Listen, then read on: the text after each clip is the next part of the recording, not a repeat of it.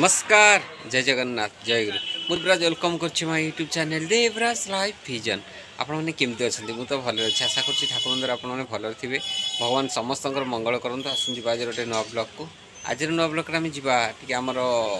किसी दिन है तो आम गला जाऊे देखुचे प्रत्येक जो वार्षिक उत्सव हो जो वार्षिक सत्संग अधिवेशन सेमती आज जा आम जो ओल्ड टाउन भाई माँ मान मिलित सहयोग जो वार्षिक सत्संग अधिवेशन होती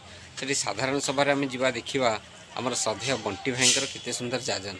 आपण केमती कौन लगुच निश्चय कमेंट करते जनइबे आ डेरी करवानी आसन जा ओल्ड टाउन माने जो होता माने वार्षिक सत्संग अधिवेशन सिद्धि मंडप माने श्रद्धेय बंटी भाई केते सुंदर जाजन आसन परम दयाल परम प्रेममय श्री श्री ठाकुर परमाराध्या जगत जननी श्री श्री बड़मा परम पूज्यपाद श्री श्री बड़दा परम पूज्यपाद आचार्य देव को रातुल चरण रे मोर कोटि कोटि प्रणाम निवेदन।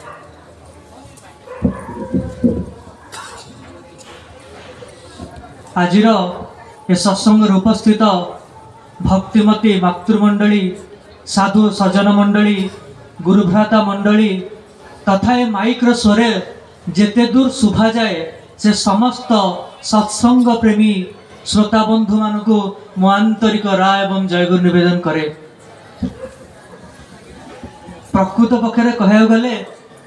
मोर सेते ज्ञान बुद्धि भाई जमती कहले छुआ बेलू ठाकुर मैंने दीक्षा नहीं हुए तो मोर बापा माँ माने मोर भाग्य जो भाया घर जन्म हो जो परिवार दीक्षित सेते हुए तो मोर ज्ञान बुद्धि नहीं तथापि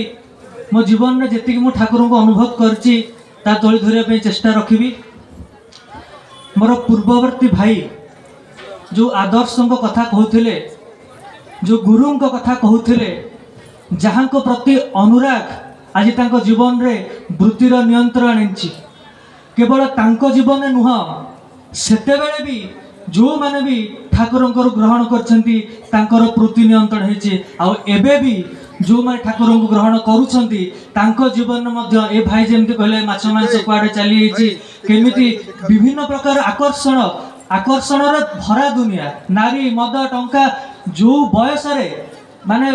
पिला माने मद नारी आरंभ करुँच से बयस से आइंस छाड़ुंट यहीटा ही ठाकुर जीवन गोटे आश्चर्य ठाकुर जगत रहा गोटे आश्चर्य। तेबे जे अनेक लोक ये आसवे से देखुवे किए से ये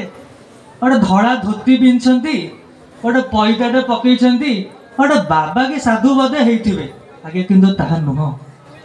जहाँ आसवा पूर्वर माता मनमोहिनी देवी घर को हजार हजार संख्यार साधु आसुंच आतिथ्य ग्रहण कर आतिथ्य ग्रहण एपाई कर निज जीवन माने सिद्धि निजर साधनार सिद्धि से आतिथ्य ग्रहण कर साधु मान भर जड़े प्रवीण साधु जे कि आसिक आभास देकी जाइछंती कि माँ ए घरर एकमात्र पुत्रर मृत्यु हब एवं ए घरे एमिति एक महान पुरुष आसुछंती जे कि हेबे ए जगतर रिष्ट नाशक लोकपति आसीबा पूर्वरु आभास मिल जाउछि। जेतेबेले ठाकुर आविर्भूत होउचंती सेतेबेले साधारण आमे देखि थाउ गोटे छुआटे 10 मास गर्भरे धइला परे माने जन्म ग्रहण करे किंतु ठाकुर 12 मास गर्भ धारण करला परे माता मनमोहिनी देवी ठाकुर को 12 मास गर्भरे धारण कला परे तापरे से आविर्भूत होउचंती जोटा कि मध्ये गोटे आश्चर्य। जेतेबेले ठाकुर जन्म ग्रहण करुचंती जन्म ग्रहण करबा तो प्रकृତରେ तांको पक्षे ठीक कह मैंने भूल हो कारण से आविर्भूत होती से जितेबाला आविर्भूत होती कहीं देखी ना जमी आम श्रीकृष्ण सीरियल देखी जो श्रीकृष्ण महाप्रभु आविर्भूत होते से समस्ते तंद्रावस्था कहीं देखी ना केते महाप्रभु माने आविर्भूत होती एक्जाक्ट सेम जिते ठाकुर आविर्भूत होती कहीं देखी ना सेठी भाई सेठी जो माने भी थिले समस्ते तंद्राच्छन्न हठात गोटे ज्योतिर आलोक रे समस्त को निद्रा भांगी होछि आउ व्यथा हारिसी जगत को आसीछंती आम मानकर व्यथा हरण करिया पे शत पदाघता सहीन बक्षे आसी अछि पिता तब समक्षे ଯେତେବେଳେ ଧର୍ମର ଗ୍ଲାନି ହୁଏ, ଯେତେବେଳେ ମଣିଷ ଜୀବନରେ ଆଦର୍ଶକୁ ଭୁଲି ପ୍ରବୃତ୍ତିର ଚଳନରେ ଚଳି ଦୁଃଖ କଷ୍ଟ ସହି ଯେତେବେଳେ ଆର୍ତ୍ତକ୍ରନ୍ଦନ କରେ ସେ ନିଜ ଜୀବନକୁ ଉଦ୍ଧାର କରିବା ପାଇଁ, ସେତେବେଳେ ସେ ଓହ୍ଲାଇ ଆସନ୍ତି, ସହିପାରନ୍ତିନି ଆମମାନଙ୍କ ଦୁଃଖ ଆସିଛନ୍ତି। ସେତେବେଳେ এই ବ୍ୟଥାହାରୀ ଯେତେବେଳେ ସମସ୍ତ ଜଗତର ବ୍ୟଥା ହରଣ କରିବାକୁ ଆସୁଛନ୍ତି, ସର୍ବପ୍ରଥମ ତାଙ୍କ ମାଙ୍କର ପ୍ରସବ ବେଦନା ହରଣ କରିଛନ୍ତି। ମାତା ମନମୋହିନୀ ଦେବୀଙ୍କୁ ପ୍ରସବ ବେଦନା ହେଇନି, ଯୋଉଟା କି ଏମିତି ଜଗତରେ କେହି ବି ମା ନାହାନ୍ତି ଯିଏ ଜନ୍ମ କଲା ବେଳେ ପ୍ରସବ ବେଦନା ଯାହାର ହେଇନି। କିନ୍ତୁ ଠାକୁର ଯେତେବେଳେ ଆବିର୍ଭୂତ ହୋଇଛନ୍ତି ସେତେବେଳେ ମାତା ମନମୋହିନୀଙ୍କର এই ପ୍ରସବ ବେଦନାକୁ ହରଣ କରୁଛନ୍ତି। ଯେତେବେଳେ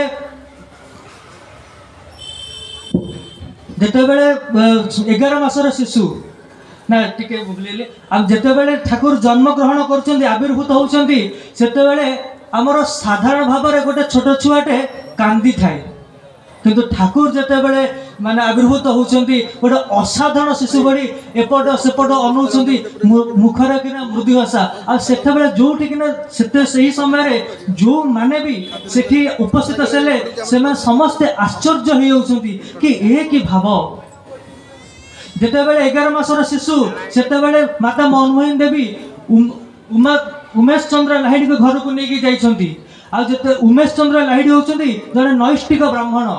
ସେ ଯେ ସକାଳୁ ଉଠିବେ, ପୂଜା ଅର୍ଚ୍ଚନା କରିବେ, ଭୋଗ ନିବେଦନ କରିବେ, ତାପରେ ଯାଇକି ଗ୍ରହଣ କରିବେ। ଯେତେବେଳେ ସେ ଶ୍ରୀ ଗୋପାଳକୁ ଶ୍ରୀକୃଷ୍ଣଙ୍କୁ ଯେତେବେଳେ ଭୋଗ ନିବେଦନ କରୁଛନ୍ତି, ଧ୍ୟାନରେ ବସୁଛନ୍ତି, ହଠାତ୍ କିନା ତୁମର ଟଙ୍ଗ ଶବ୍ଦରେ ତାଙ୍କର ଧ୍ୟାନ ଭାଙ୍ଗି ଦେଉଛନ୍ତି। ଆଉ ଦେଖୁଛନ୍ତି ସେ ଶିଶୁ ଅନୁକୂଳ ଚନ୍ଦ୍ର ସେଇ ଯୋଉ ଆସନ, ଯୋଉ ଆସନରେ ସେ ମାନେ ଶ୍ରୀ ଗୋପାଳଙ୍କୁ ରଖିଛନ୍ତି, ସେଇ ମୂର୍ତ୍ତିଟା ବାହାରେ ପଡ଼ିଛି, ଆଉ ଠାକୁର ସେଠି ବସୁଛନ୍ତି, ମୃଦୁ ମୃଦୁ ହସୁଛନ୍ତି। ଆଉ ଏଇଭଳିଆ ଯେତେବେଳେ ପୁଣି ଥରେ ହେଇଛି, ଯେତେବେଳେ ପୁଣି ଥରେ ସେ ଭୋଗ ନିବେଦନ କରିଛନ୍ତି, ପୁଣି ସେଇ ଅବସ୍ଥା ଯଥା ପୂର୍ବଂ ତଥା ପରମ୍। ଯେତେବେଳେ ଥାର୍ଡ ଟାଇମ୍ ଏଇଭଳିଆ ହେଇଛନ୍ତି ସେ ବିରକ୍ତ ହେଇଯାଇଛନ୍ତି, କାରଣ ଠାକୁରଙ୍କୁ ଭୋଗ ଦେବାରେ ବିଳମ୍ବ ହେଇଯାଉଛି। ମାତା ମନମୋହିନୀ ଦେବୀକି କହୁଛନ୍ତି, ତାପରେ ତାଙ୍କୁ ନେଇକି ଗୋଟେ ମାନେ ଘରେ ବନ୍ଦୀ କରିକି ରଖି ଦଉଛନ୍ତି। ଆଉ ଗୋଟେ ତାଙ୍କ ଗାର୍ଡିଆନକୁ ଆମର ଦରୁଆନକୁ କହୁଛନ୍ତି ସେ ଯେମିତି ମୋର ଏଇଥରକ ମାନେ ପୂଜାରେ ବାଧା ନ ଆଣିପାରେ ତମେ ଏଇଟା ସଜାଗ ହବ। ଆଉ ଦରୁଆନ ମଧ୍ୟ ସଜାଗ। କିନ୍ତୁ ଯେତେବେଳେ ପୁଣି ଥରେ ସେ ନିବେଦନ କରୁଛନ୍ତି, କେଜାଣି କେମିତି ସମସ୍ତଙ୍କର ଗୋଟେ ଅଜ୍ଞାତ ଅବସ୍ଥାରେ ସେ ଆସି ପୁଣି ଥରେ ସେଇଭଳି ଆସନ ଉପରେ ଆସି ବସି ହେଉଛନ୍ତି। ସେ କହୁছে ସେତେବେଳେ ସେ ଆଉ ଭାବି ପାରୁନାହାନ୍ତି କ'ଣ କହିବେ, ଦୁଃଖରେ ଚିତ୍କାର କରୁଛନ୍ତି। ମାତା ମନମୋହିନୀ ଆସିକି ସେ ସରଳ ଶିଶୁଙ୍କ ଗାଲରେ ଗୋଟେ ଚାପଡ଼ା ମାରୁଛନ୍ତି, ଆଉ କହୁଛନ୍ତି କାହିଁକି ତୁ ତାଙ୍କର ଏଇଭଳିଆ ବାରମ୍ବାର ଏଇ ପୂଜାର ବିଘ୍ନ ଘଟଉଛୁ। ଠାକୁର ସେଠି କନ୍ଦୁଛନ୍ତି ଆଉ କହୁଛନ୍ତି ସେ আমায় ଡାକେ କେନ, ସେ ମତେ ଡାକେ କାହିଁକି। ଏଠୁ ବୁଝିବାକୁ ହୁଏ ଉମେଶ ଚନ୍ଦ୍ର ଲାହିଡ଼ି ତ ଶ୍ରୀକୃଷ୍ଣଙ୍କୁ ପୂଜା କରୁଛନ୍ତି, ସିଏ ତ ଶ୍ରୀକୃଷ୍ଣଙ୍କୁ ଡାକୁଛନ୍ତି, ତାହେଲେ ଶ୍ରୀକୃଷ୍ଣଙ୍କୁ ଯେତେବେଳେ ଡାକୁଛନ୍ତି ସେଠି ଏ ଶିଶୁ ପୁଣି ତାଙ୍କ ଡାକଟା ଶୁଣୁଛି କେମିତି। ଯେତେବେଳେ ଗୋଟେ ଗ୍ରାମର ମୁସଲମାନ ବୃଦ୍ଧା ଅନ୍ଧ,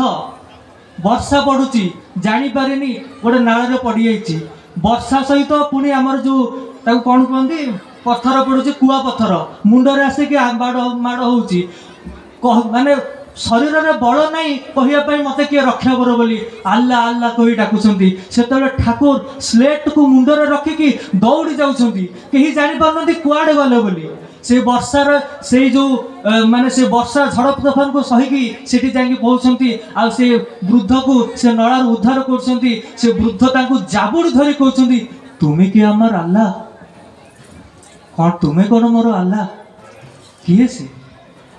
ଯେ ଗୋଟେ ଆଲ୍ଲା ବୋଲି ଯେ ଡାକୁଛି ତାଙ୍କ ଡାକ ବି ଶୁଣୁଛନ୍ତି, ଯିଏ ଶ୍ରୀକୃଷ୍ଣ ହୋଇକି ଡାକୁଛନ୍ତି ତାଙ୍କ ଡାକ ବି ଶୁଣୁଛି। ଜଗତରେ ଯିଏ ଯୋଉ ଭାବରେ ଯୋଉ ମୂର୍ତ୍ତିକୁ ଧ୍ୟାନ କରୁନା କାହିଁକି, ଯୋଉ ଈଶ୍ୱରଙ୍କ ସ୍ୱରୂପକୁ ପୂଜା କରୁଛନ୍ତି ନା କାହିଁକି, ଯୋଉ ଯାହାକୁ ବି ପ୍ରାର୍ଥନା କରନ୍ତୁ ନା କାହିଁକି, ସେ ସମସ୍ତ ପ୍ରାର୍ଥନା ସେ ଏକ ଈଶ୍ୱର ଅଦ୍ୱିତୀୟ ତାଙ୍କ ପାଖକୁ ହିଁ ଯାଏ। କ'ଣ ଆଉ କହିବି, ଯେତେବେଳେ ଯାହାଙ୍କର ବାକ୍ୟ ହେଲା ଆର୍ତ ବାକ୍ୟ, ଯାହାଟା କହିଛନ୍ତି ସେଇଟା ସତ୍ୟ ହେଇଯାଇଛନ୍ତି, ବିଧି ତାହା ମଞ୍ଜୁର କରିଛି ଆଉ ମଞ୍ଜୁର କରିବାକୁ ବାଧ୍ୟ। ଯେତେବେଳେ ଛୋଟ ପିଲାଟେ ହେଇଛନ୍ତି, 4 ବର୍ଷର ହେଇଛନ୍ତି ସେତେବେଳେ ତାଙ୍କର ଭବିଷ୍ୟତବାଣୀ ସେତେବେଳେ ତାଙ୍କର ଅନ୍ତର୍ଜାମିତ ଜଣାପଡ଼ୁଛି। ଯେତେବେଳେ ତାଙ୍କର ଘର ପାଖରେ ଜଣେ ବଗିଚା କରିଛନ୍ତି, ଫୁଲ ବଗିଚା କରିଛନ୍ତି, ପୁରା ମାନେ କ'ଣ ଏ ଖଜୁରୀ ଗଛର କଣ୍ଟା ଦେଇକି ବାଡ଼ ଦେଇକି ରଖିଛନ୍ତି, କେହି ଯେମିତି ଫୁଲ ଗଛଟାକୁ ନଷ୍ଟ ନ କରିପାରନ୍ତି। କିନ୍ତୁ ଠାକୁର କେମିତି କେଜାଣି ସେ ଫୁଲ ଗଛ ବଗିଚା ଭିତରେ ପଶିକି ସବୁ ଛାରକାର କରିଦେଉଛନ୍ତି। ସେ ଯେତେବେଳେ ଦେଖୁଛନ୍ତି ଏତେ କଷ୍ଟ କରିକି ସେଟା ଫୁଲ ଗଛ ଗୁଡ଼ା ଲଗେଇଛି ସବୁ ନଷ୍ଟ କରିଦେଇଛନ୍ତି, ତାଙ୍କ ମାନେ ଦୁଃଖରେ ସେ ଭରି ଯାଉଛନ୍ତି। ସେତେବେଳେ ଠାକୁର ଯେତେବେଳେ ସେ ଏତେ ଦୁଃଖରେ ମାନେ ଭରିକି ଅଛନ୍ତି, ସେତେବେଳେ ଠାକୁର ତାଙ୍କ ପାଖକୁ ଯାଇ କହୁଛନ୍ତି ଆଜ୍ଞା ମୁଁ ଭାଙ୍ଗିଛି। ମାତା ମନମୋହିନୀ ଦେବୀ କହୁছে ଆରେ ଇଏ ତ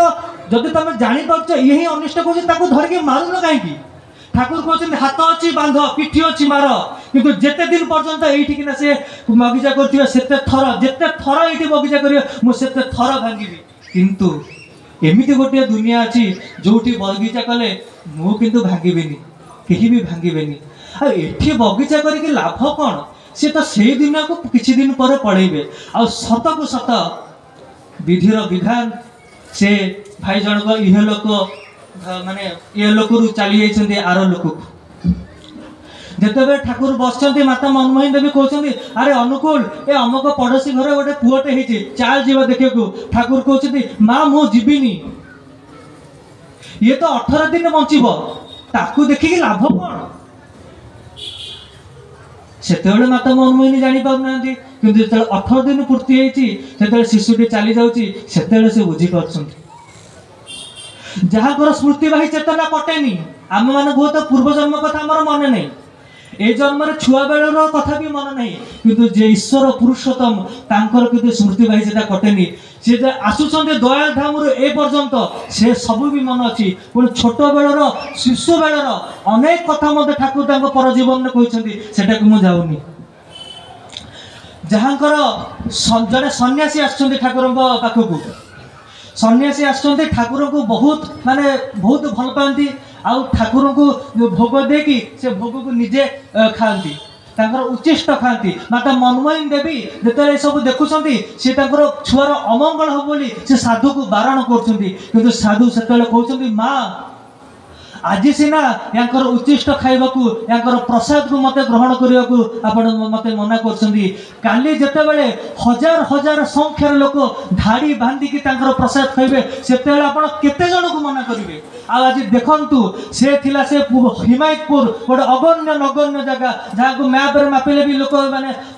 ମ୍ୟାପରେ ମାପିଲେ ବି ମାନେ ମ୍ୟାପରେ ବି ଜଣା ପଡ଼ିବନି ହିମାୟତପୁର କୋଉଠି ଅଛି ବୋଲି। ଆଜି ସେ ହିମାୟତପୁରରେ ସେ ସାଧୁ କଥାଟା କହିଥିଲେ, ଆଜି ଏ ଭୁବନେଶ୍ୱର ସିଦ୍ଧି ମଣ୍ଡପରେ ତାହା ପ୍ରମାଣିତ ହଉଛି। କାରଣ ଏ ସତ୍ସଙ୍ଗ ସରିଲା ପରେ ହଜାର ହଜାର ସଂଖ୍ୟାର ଲୋକ ଆଜି ସେଇ ମାନେ ଠାକୁରଙ୍କର ଭୋଗ ମାନେ ପ୍ରସାଦ ଗ୍ରହଣ କରିବେ। ଯାହାଙ୍କର କୀର୍ତ୍ତନର ଯୁଗ କ'ଣ କହିବି, ଏମିତି କୀର୍ତ୍ତନ ଜଗତ କେବେ ଦେଖିନି। ଯେତେବେଳେ କୀର୍ତ୍ତନ ହଉଛି ଠାକୁରଙ୍କ ଉପରେ କିନା ପକ୍ଷୀମାନେ ଉଡୁଛନ୍ତି, କେତେ କୀଟ ପତଙ୍ଗ ଆସିକି ଲାଗି ଯାଉଛନ୍ତି, ମଣିଷ ଯେତେ ଆବାଳ ବୃଦ୍ଧ ବନିତା ସେ ହରିନାମର କୀର୍ତ୍ତନରେ ମଜୁ ହେଉଛୁ, ମାସ ମାସ ଧରି କୀର୍ତ୍ତନ ଚାଲିଛି, ଭୋକ ନାହିଁ ଶୋଷ ନାହିଁ, କେମିତି ଚାଲିଛି ଭଗବାନ ଏବେ ଯଦି ଆମେ ଭାବିବା ପୁରା ଆଶ୍ଚର୍ଯ୍ୟ ଲାଗୁଛି। ଆରେ ନ ଖାଇ ନ ପିଇକି ଏତେ ମାସ ଧରି କେମିତି ସେ କୀର୍ତ୍ତନ ଚାଲିଲା? ସେ କୀର୍ତ୍ତନରେ ଯିଏ ବି ଆସିଛି, ଯିଏ ବି ମାନେ କ'ଣ ମଦୁଆ କାମୁକ ସମସ୍ତେ ହରିନାମରେ ମଜି ଯାଇଛନ୍ତି। ମଣିଷ ତ ମଣିଷ, ଗୋରୁ ଗାଈ ପର୍ଯ୍ୟନ୍ତ ତାଙ୍କର ଆମର କ'ଣ କୀର୍ତ୍ତନରେ ମାତି ଯାଇଛନ୍ତି, ହମା ହମା କହିକି ଡାକୁଛନ୍ତି, ଗଛ ଗୁଡ଼ାକ ଉପରୁ ତଳୁ ଏମିତି ହେଇଯାଉଛନ୍ତି। ଏଇକି ଅପୂର୍ବ କୀର୍ତ୍ତନ, ଯାହା ମୁଁ ବର୍ଣ୍ଣନା ହୁଏତ ଠିକ୍ ସେ କରିପାରୁନି, କିନ୍ତୁ ଏମିତି କୀର୍ତ୍ତନ ଦେଖାଯାଏ ନା। ଯାହାଙ୍କର ଭାବ ସମାଧି ଅବସ୍ଥା, ଆଖି ସ୍ଥିର, ପ୍ରାଣରେ ସ୍ପନ୍ଦନ ନାହିଁ, ନାଡ଼ି ଚିପିଲେ କୌଣସି ସ୍ପନ୍ଦନ ଜଣାପଡ଼ୁନି, କିନ୍ତୁ ଡକ୍ଟର ମଧ୍ୟ ପରୀକ୍ଷା କରିକି ଦେଖୁଛନ୍ତି ଇଏ ମାନେ ଇଏ ଲୋକ ହେଲା ମୃତ, କିନ୍ତୁ ସେଇ ଅବସ୍ଥାରେ ଠାକୁରଙ୍କର ମାନେ ଶ୍ରୀମୁଖରୁ ନିଃସୃତ ହେଇଛି ବିଭିନ୍ନ ପ୍ରକାର ଭାଷାରେ କେତେ ଯେ ଏ ଜଗତକୁ ଆଲୋକ ପ୍ରଦାନ କରିବା ପାଇଁ କେତେ ଯେ ବାଣୀ, ଯାହାକି ପୁଣ୍ୟପୋଥି ଗ୍ରନ୍ଥରେ ଆମର ଲେଖା ହେଇକି ଅଛି। ଇଏ ହେଉଛନ୍ତି ଶ୍ରୀ ଶ୍ରୀ ଠାକୁର। କିନ୍ତୁ ବହୁତ ଲୋକ ମଣିଷଙ୍କର ପ୍ରଶ୍ନ ଥାଏ, ଆଉ ମୁଁ ବି ମୋର ଗୋଟେ ସାଙ୍ଗକୁ ଯେତେବେଳେ ଦୀକ୍ଷା କରିବାକୁ ଆଣିଥିଲି, ତାଙ୍କ ଘରେ ବି ଏଇ କଥାଟା ହିଁ କହିଥିଲି, ଆରେ ଏ ତ ମଣିଷ,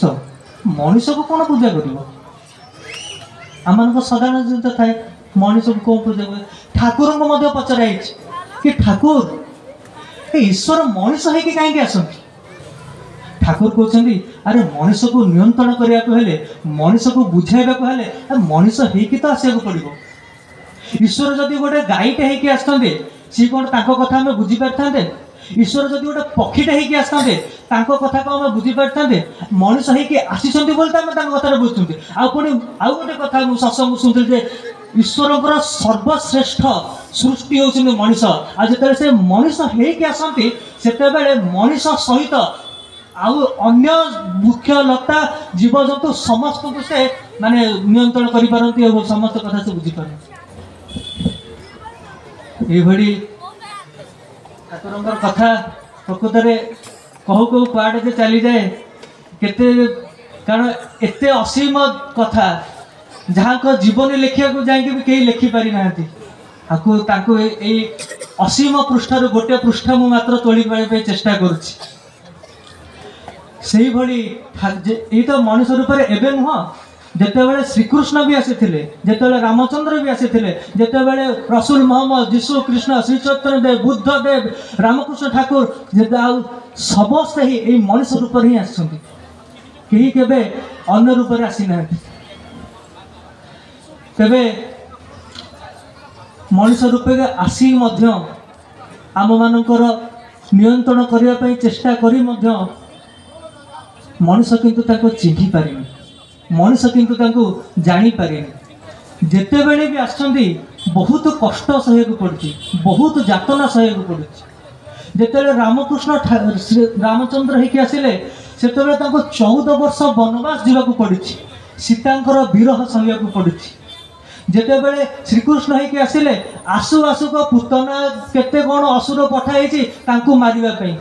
पुणी महाभारत युद्धर मध्य जिते फत प्रतिष्ठा करके रखी पारना महाभारत युद्ध होती जितेबले जीशुकृष्ण होकि आसी सही पारिना लोक ताको क्रुशबिद्ध करिसेंति जितेबले रामकृष्ण ठाकुर होकि आसछन्ति भक्तर प्रार्थना रे तार रोग को निजे ग्रहण करी गलार कैंसर रे केते कष्ट पाइछन्ति आज जिते श्री श्री ठाकुर अनुकूल चंद्र होकि आम जीवन में पुरुषोत्तम जोटा भाई कहते सर्वश्रेष्ठ पूरणकारी जहाँ क्षमता थाए से पुरुषोत्तम जिते ठाकुर आसछन्ति कौन कहबी ये जो भावसमती अवस्थार कथा टिके पूर्वर मु कहूली लोक मैंने विश्वास कर भावुं बोधे कौन नाटक करुच्ची ये कौन ये गोटे बोधे कौन देखिए नाटक करुचे ठाकुर जंघरे किना अंगार नहीं पोड़ी देइछन्ति अंगार नहीं रखी दौरान से पुणी पोड़ी मांसर गंध आसी ठाकुर कि सब सरी जाऊँच ठाकुर ये जगटा कहीं काटुची जिते बड़े विभिन्न प्रकार माने षड्यंत्र करके ठाकुर को मारिबा चेष्टा कर खाइबार पान विष देकी पोटासियम सियानाइड जहाँ को जब टे जड़े पार्टी दिए से देला मात्र ही मरीज कही भी पारनी यहाँ आम शुणी जो सन्त्रासवादी मैंने सब रखी था पकेट कि टे कौन है मैंने पाटे चले चले आउ कि कहीपर ताकू ठाकुर को देकी मारिबा चेष्टा कर ठाकुर थोड़े बस गोटे लोकटे आसला आसिकी कौन है ठाकुर को पूरा मुठा मारी चलती विधा मारी चलती लोक मैंने जो भाई मैंने बसते से किसी जानी पारना कौन घटीगला तापर से लोग समस्ते जो ठाकुर को मार्च समस्ते जाइए से भाईटा को पूरा टाणी आणिकी पूरा छेचिबारे लगी ठाकुर को कहते अरे ताकू मारना रे अरे ताकू मारना एते जी एते अन्याय कर जी एते कष्ट दौरान प्रति शत्रु प्रति दरदी भाई कौन है सी जीवन में बहुत कष्ट बहुत दुख सी किए कही सब जिते सब दुख कष्ट आम भोगुचे यहाँ कौन ना भगवान को सकाशे भगवान तुमको दुख दौरान आ सी कुआड़े जाना पारे ये है भगवान से ये ही जीवन कष्ट दुखर कारण बोली आसिक मारी दौरान ठाकुर जीवन प्रकृत माने कौन कहबी जदि प्रकृत पक्षर मोदी चुंबक कहे आज आज ये जो भाई मैंने बसचंती आपण मान जो भाई कहते ये कहार माने कौन कह सामर्थ्य समस्त अच्छी मोर भी निजक मिसे कहूँ मोर जेतिके मते टंका मिलुची मोर भी सामर्थ्य अच्छी जे मु नारी संग करि परिबी मु भी कोठी मद पी परिबी मु कोई कि मते बुली परिबी किंतु केजाने काहे कि ए सत्संग आसिकी ए ठाकुरंग दीक्षा ग्रहण करिकी कौन केमती ठाकुर भल लगी जे आ से सब जिनस गुड़ा इच्छा होनी आउ से सब दिगरे जेबे को इच्छा होनी ठाकुर तांको जीवन रो 81 वर्ष रे जहा जहाटा भी कहिसंती सबु तांकर आचरण भितर करिकि जाइसंती सेति पई से आचार्य पुरुषोत्तम आसंती जेबे इष्ट आचार्य तिनि ही गुरु तिनि ही सबार जीवन दांडा तिनि ही सबार जीवन मेरु समस्तिंकर से जीवन रो मेरु निज जीवन रे देखै देकी जाइसंती कि परिभारी मातृभक्त हेबाकू हुए माता मनमोही ठाकुरंकर पादरे किना आघात लागिछि माता मनमोही के देवी के आसी कहउचंती कि माँ मो पादरे किना गोटे आघात लागिछि मु आज स्कूल जाई परिबनी माता कहउछि सारा किछि हेनी जा माने माँ कहउचंती तोर किछि हेनी तू जा स्कूल आ ठाकुर कोनोसी प्रश्न न पचारि माँ को आदेश को पालन करने निमित्त चली जाउछंती से खंडिया गड़े जेतेले फेरुछंती स्कूल रु माता देखुछंती खंडिया हेकी रक्त बोउची सेतेले माँ किंतु माँ को आखिर टिके लुह झरी जाइछंती जे मन को जहा कहउतला ठीक कहउतला जेतेले परीक्षार समय लेट हो जाउची से माने माता मोहिनी माता मनमोही व्यस्त होउछंती काहे एते लेट हेलानी जाइनी बोली ताको कहउछंती एते विलंब करिकि गलोनी आज तू किंतु आज किछि कोनोसी अंक करि परिबो नाही ठाकुर जेतेबेले जाउछंती अंक पेपरटा देखुछंती कहीं कहीं कि कांदुछंती सेठी तो तांकर शिक्षक जे से आसी ठाकुर को पचारुछंती अरे तू कांदुछु काहे कि ना माँ कही आज जे तू किसी पारिबुनी किंतु तो देखुची ये सबू तो सहज मु तो सबू पारिबी किंतु मु जदि करदिए ताले मोर माँ को वाक्य मिछ हो जीव माँ को वाक्य मिथ्या हो जीव यही थिला ठाकुरंकर मातृभक्ति किंतु आज जदि आमे देखिबा आजिकल छुआ मानकू समय माने जदि माँ टी कह पुओ टे दुकान टे सौदा टी आनी दे माँ मो फ्री फायर गेम खेलुची टिके पर कह मु जीवी टिके जदि टिके माँ टे कष्ट हो रोसे टे कर अरे माँ तू कौन जे अरे रोसे कर खाया देवुन मुझे स्कूल केमती जीवी दिने किंतु आम एत कष्ट करके जी आमको बढ़ेला दिने तापाई गोटे शंखाटे के चूड़ी से शंखा चूड़ी छाड़ गोटे सिंगड़ा टे भी आणिक आम माँ को देचे आम जीवन में से माँ मुझे जाइए गोटे भल सिंगड़ाटे देखी होची आणिक टे दौचे टे खाओ एतिक भी आमर ना तेरे कौन कहबी बड़ आश्चर्य लगे जे सेते बेले आमर बापा माँ मैंने छुआ जन्म कर ताकू नहीं कि पालन पोषण कर अनाथ आश्रम छाड़ी होते बहुत गोटे माने अनाथ आश्रम थिला किंतु आज ओल्टा ही आज अनाथ आश्रम देखा जाऊनी आज दिन को दिन वृद्धाश्रम संख्या बढ़ी जाऊँ कौन जो बापा माँ मैंने जन्म देले जो छुआ को बड़ है चाकरी पाँच स्त्री आसूसी स्त्री कथा मानिक जाऊँ कुआडे फरेन कि कौन बापा माँ वृद्धा माँ को घर छाड़ देकी पलाऊँ आज समाज अवस्था आज्ञा कुआडे गला से मातृभक्ति ठाकुर तांको जीवन में देखी जाउछन्ते मातृभक्ति किपरि करिया हुए ठाकुर सदा बेले ही तांकर जते ठाकुर पचार मो जीवन रो माने उद्देश्य है माँ को से जो माँ जो ना देथिले अनुकूल अकूले पड़िले दिनहीन जन नुआईन शिर कहबू कथा कूल लंघितार साधो साधी प्राणपणे लक्ष्य रखी तार नासिबू कथा ठाकुर कहते ये मो माँ मोर नाटा देती नाटा को सार्थक करवा ही मो जीवन सबकि जिते ठाकुर छोटे थिले किछि वर्ष पर ठाकुर जे कर्ता शिवचंद्र चक्रवर्ती ठाकुर जे बापा शिवचंद्र चक्रवर्ती गोटे रोग हो रोग सकाशे सी कौन से माने कौन अर्थ उपार्जन कर घोर अभाव इे माली मकदमा जो सब अर्थ सियाड़े पड़े ठाकुर से माँ को से वेदना देखी कहते माँ तू व्यस्त हो ना तू मुढ़ी भाजे तू मुढ़ी भाजिले मुझे बिकिबी आ से बिकिले से अर्थ आसो आम से चलवा से ठाकुर छोटे होते से माँ को व्यथा बुझी ठाकुर छात्र जीवन यदि देखा जाए छात्र जीवन ठाकुर जो Kolkata जाइछन्ति Kolkata national medical college रे पढुछन्ति सेतेबेले कि ना तांकर बापा जे जन को कहते 10 टंका पठेया पे से भाई जनक तांको ठारू नेइथिले माने पैसा से फेरस्त करि पार नांती कर्ता जे जो ठाकुर जे बापा से कहते 10 टंका लेखाएं पठेब आ से 10 टंका से कलिकता रे ठाकुर से चलुले आ पुणी केते 10 टंका आसो तार किसी ठीक नहीं केते 10 केते 5 केते 6 जेते जहाँ पाउथिले से दउथिले आ सेई थरे ठाकुर चलुले आज ठाकुर गोटे जगार जाइए रोचे से जगार कि ना जेहेतु से कम पैसा देकी चलुँच से जो होटेल जो मालिक सब स्टैंडर्ड माने सब स्टैंडर्ड खाली भात चाउल दो भात डाली दौर कौन सी तरकारी दौनी पुणी सब स्टैंडर्ड ठाकुर ताको खाई चलुँच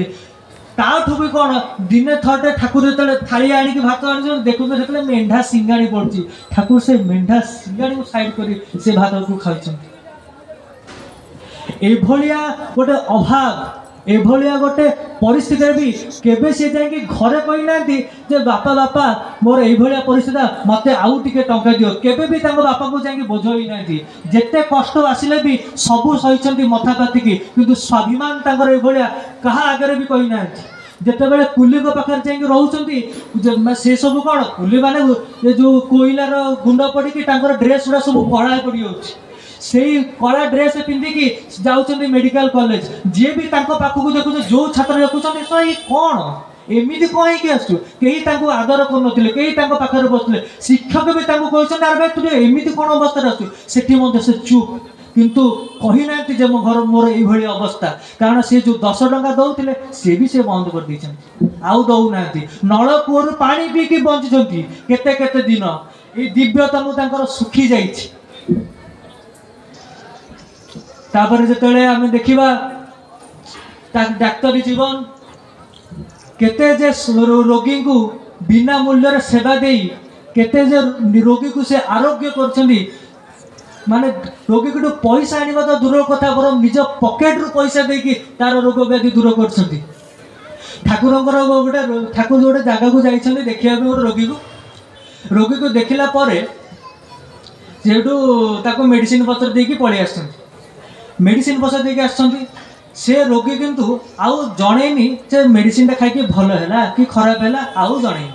ठाकुर आड़े व्यस्त व्यस्त अरे देली कौन है कि जनइलानी भल है खराब है देहटा कौन केमती अच्छी जनइलानी ठाकुर पूरा अस्त व्यस्त हो ठाकुर से जाऊँच घर रोग जो रोगीर घर चारिपटे बुलूँ किंतु से कहीं देखी पारना दिने कौन है से रोगी जनक किसी दिन गड़ी जाइए से रोगी जनक सुस्थ होगी आस जिते से सुस्थ होगी आसुँच ठाकुर जो देखुं पूरा मन इच्छा जिते पार्टी गाड़ी दौरान सर कौन एत दिन है गलुणी जे गलुणी मेडिसिन देली भल हलु खराब हलु कौन है कि गोटे जन एमती पूरा गाड़ी दे चलते आउ से भाई जनक सेमती ठाकुर कथा शुणुं शुणी सारा कहते गाड़ी भी जदे गाड़ी भी एत मधुर हो पारे मुझे जानी आउ जदि किए गाड़ी दे था हुए तो मुझे मुंडा काटी दिखती कि आपण को गाड़ी जे एत मधुर ठाकुर देखी जिते बड़े माने स्कूल फेरुंट देखुं गोटे लोकर माने ड्रेस नहीं निज ड्रेस केते आर्त केते लोकंकु माने कौन चाउल दे परिपूर्ण करते निर्वस्त्र को वस्त्र दे परिपूर्ण करते दशम परीक्षा दबाक जाऊँगी सांग पाखे पैसा नथिला बोली से फॉर्म फिलअप पैसा दशम परीक्षा दे पार ये हूँ ठाकुर किंतु जिते बड़े कृष्ण प्रसन्न भट्टाचार्य को कहते कि कृष्णदा आम आम जीवन परोपकार करते पारे ना ठाकुर को से कृष्ण प्रसन्न भट्टाचार्य भी आश्चर्य अरे सब देखुं सबुदिन केते लोक को धन डाली चाउल दौरान केते लोक जी टंका मागुचे दौरान कहार बाहागर हो पारे से कथा बुझुं जी जहाँ बुझे समस्त कर परोपकार केमी कराए ठाकुर कहते अरे पर बोली क्या भाबते पारिना परोपकार करबे केन जीवन में पर बोली क्या भाभी ही पारना परोपकार करेंगे केमिति ये होउछन्ते श्री श्री ठाकुर तांकर कहबी जीवन में जहाँ भी कहते जिते माने आमर वृत्ति नियंत्रण जो भाई कहते दुर्बलता विरुद्ध युद्ध करी केमिति वृत्ति नियंत्रण करा जाए ସେଇଟା ମଧ୍ୟ ଠାକୁର ତାଙ୍କ ଜୀବନରେ ଦେଖିକି ଯାଇଛନ୍ତି। ଠାକୁରଙ୍କୁ ରସଗୋଲା ଖାଇବାକୁ ବହୁତ ଭଲ ଲାଗେ ହେଲା କି, ଏତେ ପ୍ରିୟ ରସଗୋଲା। ଯେତେବେଳେ ସ୍କୁଲରୁ ଫେରିକି ଯିବେ ଏ ରସଗୋଲା ଦୋକାନ ଦେଖିଲା ମାନେ ସେଠିକି ଚାଲିଲେ, ଯାହା ମାନେ ଯେତେ ତାଙ୍କର ପାଖରେ ଯେତିକି ପଇସା ଥିବ ଖାଇ ଚାଲିବେ। ଆଉ ଏମିତି ରସଗୋଲା ପ୍ରିୟ ଯେ ଖାଇ ଖାଇକି ବାକିଆ ହେଇଗଲେ। ଆଉ ଯେତେବେଳେ ବାକି ହେଇଗଲେ ସେ ରସଗୋଲା ଠାକୁରଙ୍କୁ କହୁଛନ୍ତି, କ'ଣ ତମେ ଗୋଟେ ଭଦ୍ର ଲୋକର ଛୁଆ ଭଳିଆ ଦେଖାଯାଉଛ, ଆଉ ତମେ ଗୋଟେ ପଇସାଟା ଦଉନ ରସଗୋଲା ଖାଇ ଦଉଛ। ଏଇ କଥାଟା ଠାକୁରଙ୍କୁ ବହୁତ ବାଧିଲା। ଆରେ ଭାବିଲେ ସେଟା ମୋ ଲୋଭଟା କ'ଣ ମୋଠୁ ଅଧିକ? ନା, ଆଜିଠୁ ରସଗୋଲା ଖାଇବି ନାହିଁ, ଯାହା ବି ହେଇଯାଉ ଆଜିଠୁ କେବେ ଜୀବନରେ ରସଗୋଲା ଖାଇବି। କିନ୍ତୁ କ'ଣ ହବ, ଯେତେବେଳେ ଠାକୁର ସେଇ ବାଟ ଦେଇ ଆସୁଛନ୍ତି, ପୁଣି ସେ ଦୋକାନ ଦେଖୁଛନ୍ତି ରସଗୋଲା ଦଉଛନ୍ତି, ଠାକୁରଙ୍କର ମନରେ କିନା ଆସୁଛି ଗୋଟେ ଦିଟା ଖାଇଦେଲେ ହବନି, ଏମିତି କହି ଭାବୁଛନ୍ତି। ତାପରେ ପୁଣି ଭାବୁଛନ୍ତି ନାଇଁ ମୁଁ ସଂକଳ୍ପ କରିଛି କେବେ ଖାଇବିନି। କିନ୍ତୁ ଠାକୁର ଦେଖୁଛନ୍ତି ତାଙ୍କର ପାଦଟା କେମିତି ଆପେ ଆପେ ରସଗୋଲା ଆଡ଼କୁ ପଳାଉଛି, ସେଥିପାଇଁ ଠାକୁର ସେଠି ଶୋଇ ପଡ଼ୁଛନ୍ତି। ଯେତେବେଳେ ପୁଣି ପାରୁନାହାନ୍ତି, ସେତେବେଳେ ଗୋଟେ ଆମର ହରିଡ଼ା ଗଛର ଯେଉଁ ହେଇଛି ତାକୁ ଜାବୁଡ଼ିକି ଧରୁଛନ୍ତି। ଆଉ କିଛି ସମୟ ଗଲା ପରେ ଯେତେବେଳେ ରସଗୋଲା ଖାଇବାର ପ୍ରବଣତାଟା ଠାକୁରଙ୍କ ଭିତରେ କମିଯାଇଛି, ସେତେବେଳେ ଠାକୁର ଧୀରେ କିନା ଚାଲି ଚାଲି ତାଙ୍କ ଘରକୁ ପଳଉଛନ୍ତି। ସେତେବେଳେ ପୁଣି ଥରେ ସେଇ ସମୟରେ ଠାକୁରଙ୍କ ରସଗୋଲା କହୁଛନ୍ତି, କେତେବେଳେ କାହା ସହିତ ଝଗଡ଼ା କରୁଛନ୍ତି, କେତେବେଳେ ମାଆଙ୍କ ସହିତ କ'ଣ ଗୋଟେ କଥା ହେଇକି ପଳେଇଛନ୍ତି। ତାପରେ ଠାକୁର ଭାବିଲେ ଆରେ ଏମିତି କାହା ସହିତ ଝଗଡ଼ା କରିବା, ତଳେ ମାଟିରେ ଗଡ଼ିଯିବା, ଏଥର କ'ଣ ଦରକାର। ମୁଁ ତ ଦେଖୁଛି ଯେତେବେଳେ ଯେଉଁ ସମୟରେ ସେଇ ପ୍ରବୃତ୍ତିର ସମ୍ବେଗଟା ଆମ ଭିତରେ ଆସିଛି, ସେଇ ସମୟରେ ଯଦି ଆଉ କୌଣସି କାର୍ଯ୍ୟରେ ମନଟାକୁ ନିବୃତ୍ତ କରାଯାଏ, ସେ ସମୟଟା କଟିଗଲା ପରେ ଆଉ କିନ୍ତୁ ହବନି। ମନଟାକୁ ଅଦରୱାଇଜ ଆକ୍ଟିଭଲି ଏନଗେଜ୍ ରଖିଲେ ଆଉ କିନ୍ତୁ କିଛି ସମୟ ପରେ ତାର ତୀବ୍ରତାଟା କମିଯାଏ। ଆଉ ଏଇ ଅଭ୍ୟାସ କରିବା ଦ୍ୱାରା ଧୀରେ ଧୀରେ ସେଇ ପ୍ରବଣତାଟା ମଧ୍ୟ ଆମ ଜୀବନରୁ କମିଯାଏ। ଠାକୁର ତାଙ୍କ ଜୀବନରେ ଯାହାଟା ବି କହିଛନ୍ତି ସେ ତାର ଆଚରଣ ଭିତରେ କରିକି ଦେଖିକି ଯାଇଛନ୍ତି। ତେବେ ସମୟ ତ ସଂକ୍ଷିପ୍ତ, ଅନେକ କଥା ମନକୁ ଆସିଛି, କିନ୍ତୁ ସତ୍ସଙ୍ଗର ସମୟକୁ ଆମେ ଜଗିବା। ସେଥିପାଇଁ ମୁଁ ପରବର୍ତ୍ତୀ ଭାଇଙ୍କୁ ଅନୁରୋଧ କରିବି ଯେ ଏହି ଭାବଧାରାକୁ ଆଗକୁ ତୋଳି ନେବା ପାଇଁ। ପ୍ରକୃତରେ ଯେଉଁଟା ଭାଇ କହିଲେ, ଏଠି ଆସିଲା ପରେ ଠାକୁର ତାଙ୍କ କଥା କୁହନ୍ତି। ହୁଏତ କିଛି ଭୁଲ ତ୍ରୁଟି ଥାଇପାରେ କଥାରେ, ଯଦି ଭୁଲ ତ୍ରୁଟି କିଛି ଥାଏ ତାହେଲେ ମୁଁ ହାତ ଯୋଡ଼ି କ୍ଷମା ମାଗୁଛି। ଆଉ ଯଦି କିଛି ମୋ କଥା ଭଲ ଲାଗୁଥାଏ, ଏ ସବୁ ବାହାଦୁରୀ କିନ୍ତୁ ମୋ ଠାକୁରଙ୍କର, ମୋର ଜୟଗୁରୁ। ଆଜିର ବ୍ଲଗ୍ରେ ତ ଆମେ ଦେଖିଲେ କେମିତି ମାନେ ଆମର ବଣ୍ଟି ଭାଇଙ୍କର କେତେ ସୁନ୍ଦର ଯାଜନ। ଆଉ ଆପଣଙ୍କୁ କେମିତି କ'ଣ ଲାଗିଲା ନିଶ୍ଚୟ କମେଣ୍ଟ କରି ଜଣାଇବେ। ପୁଣି ଦେଖା ହେବ ଗୋଟେ ନୂଆ ବ୍ଲଗ୍ରେ। ରହୁଛି ଆପଣମାନଙ୍କ ପ୍ରିୟ ଦେବରାଜ। ନମସ୍କାର, ଜୟ ଜଗନ୍ନାଥ।